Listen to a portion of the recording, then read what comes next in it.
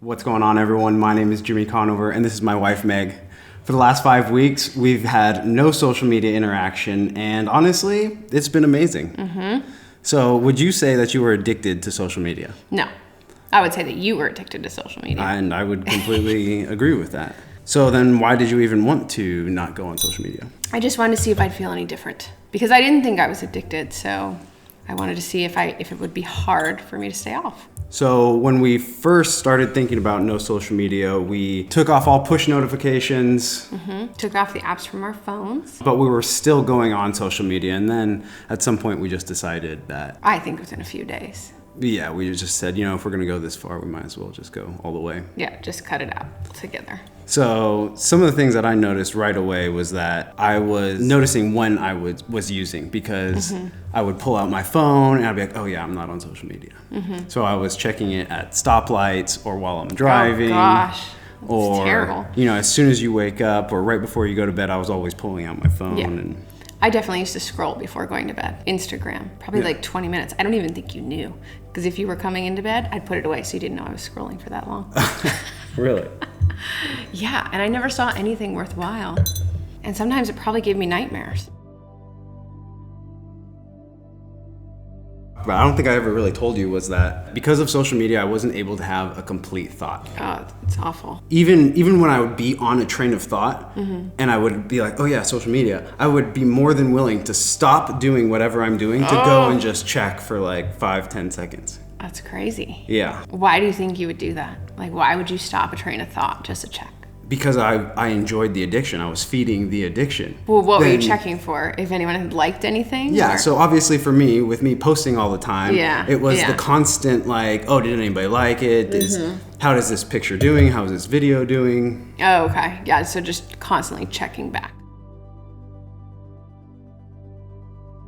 The reason why I had to stop doing social media was because of the constant comparison. I was always constantly comparing myself to what everyone else was doing. If this person's having fun, I need to go do something fun. Or even on Instagram, you follow people that I don't even know, but this picture looks awesome. I want to go take a picture like that. It became such a crutch in my life to where like I was frustrated or I was angry. Oh, I'm gonna go on social media. I'm gonna go on Facebook. I'm gonna go on Instagram, and I'm just gonna scroll. I'm gonna take my mind off what I'm frustrated and angry about. Yeah. And the more angry and frustrated I was, the faster I would scroll. And you probably wouldn't even see what you were scrolling with. No, and I didn't even care. I would get off of social media right then and still be frustrated and pissed off. Yeah.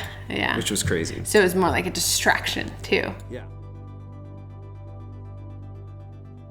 Since I was constantly checking my phone, I would be like, oh, did it vibrate?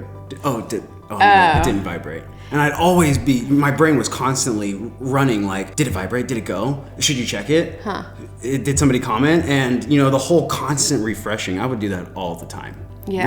Refresh. Oh, one person liked it. 30 seconds would go by. Did any more people like it? Open it up.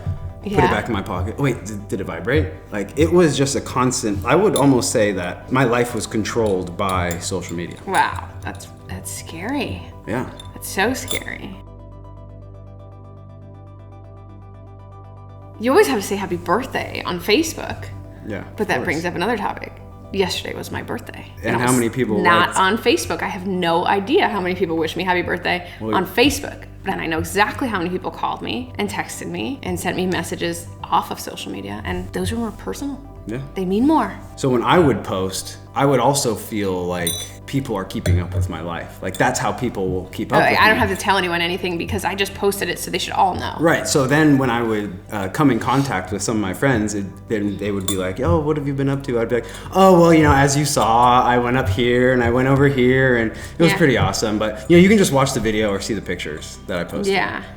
And so I had become so impersonal with not just impersonal with the way I interacted with other people in their lives, but the way that I thought people should interact with me, or the way that I was. And I think a lot of people are that way, and it's not necessarily their fault. It's a fault of the apps. Like, why are you going to tell someone what you've been doing when you assume they've already seen it 10 times on social media?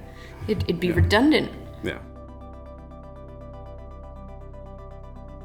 Like, okay, so you pull out your phone because you're not doing much and your apps aren't there, so you can't scroll.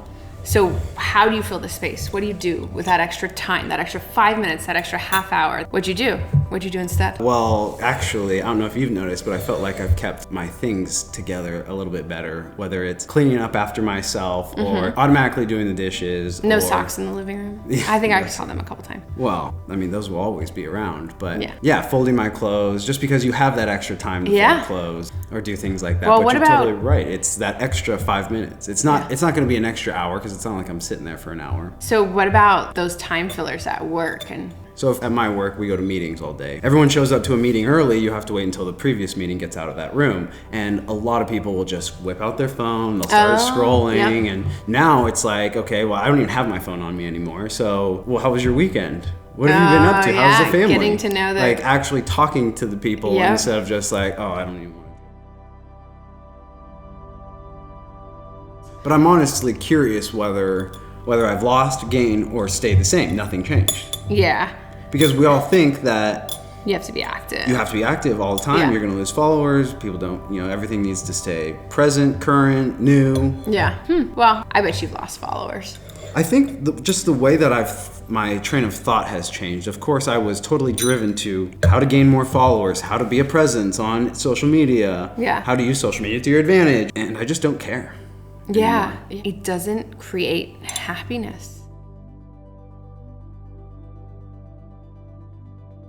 Of what you're trying to do, like, so I'm trying to take a picture, I'm trying to do a video, and I'm doing this research on how other people have done it. Now, what I'm going to do is totally determined on what they have done. Right. As opposed to if I come up with my own ideas, I'm actually shaping a different sculpture. Original thought. An original thought. Oh God, it is so hard to have original thought. Well, when you're feeding off of everybody else's thoughts. Yeah. Like, it's almost impossible. It's so crazy because I think about like what you're trying to do, your video, and the instant gratification that social media can give you. And I think about that in my job. Well, I see patients, I treat patients. It'd be like every time after I saw a patient coming out and giving 5 people a high five and them telling me I made the right diagnosis. Like, that's ridiculous. No. We should make a video about that. I mean, I don't need that. So I understand why photographers and videographers get so addicted, but I just feel like if you could post your media and cut off from the admiration, you'd probably be better off. What we're doing in terms of creating a photo, creating a video, like, we want to share that with people. Like, yes, we're doing it for ourselves, but we still want to share it with people. And you can take it all the way back to, before the internet, and artists are still going to have art shows, or I'm going to have I'm going to have my art gallery. But you know what? That would happen on one occasion, one night. Right. That wouldn't be you needing gratification every single second of every single day on your media. Because what that means is you would then have a store. If it was every night, it would be a store. Because the whole point of you having it is to show people. If you have a store and it's every night, then each gratification becomes less and less important. Right, because you've got to pay your rent for the store. Right. So then it becomes a necessity, like, I need to sell. So it's almost like you should have your expo once a month, and that's when you check your notifications. So I guess the main question at the end of it all is, will you go back? Mm-hmm. Because we said it was going to be 30 days, and why haven't you gone back? Well, yeah.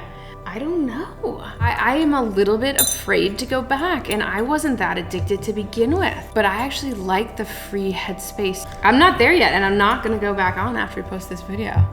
I'm gonna let it happen organically, and if it happens, it happens, but I'm not sure. Yeah. I don't think social media adds to my life. How do you feel about going back? Are you like, oh my God, let's get it done so I can just get right back on? So before we even stopped using Facebook, I was already using social media in a purposeful way. Sure, yeah. So I'm literally just going to go back to what I was doing before by using it purposely. Like, okay, I'm only going to go on social media during my lunch hour. Not like giving yourself a solid, finite amount of time. Yeah. Not allowing it to just it's the same way. Over. It's the same way a parent allows their child to watch 30 minutes of TV a night. Like, I will allow myself 30 minutes of social media. If you've ever thought about it, I think you should try it, give it a shot. Anyways, that's it from here. My name is Jimmy Conover. This is my wife, Meg Conover. Follow us. Link, follow, like, subscribe. We'll see you in the next video. Peace!